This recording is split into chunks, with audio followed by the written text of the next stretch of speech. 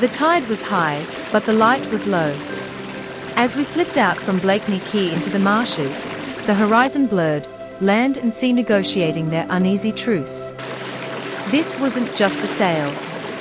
It was a vigil. A quiet reckoning with the rising tide.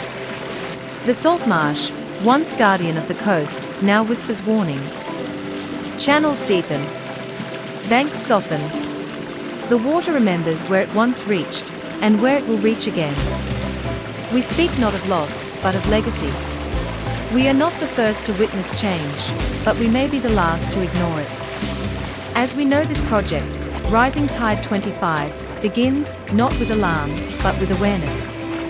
Blakeney Quay at dusk is hauntingly evocative, especially under the lens of Rising Tide 25. The marshes, with their shifting light and tidal whispers, are a living canvas for the very questions this project is asking. This is frontline observation.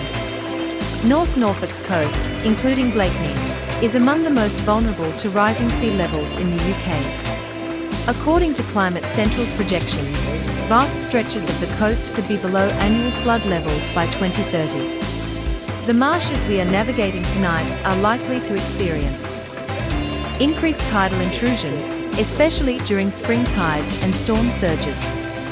Saltwater encroachment into freshwater habitats, altering biodiversity. Erosion of protected barriers, like shingle ridges and sandbanks. Shifting bird migration and nesting patterns. This clip covers the inland waterway through to Cley.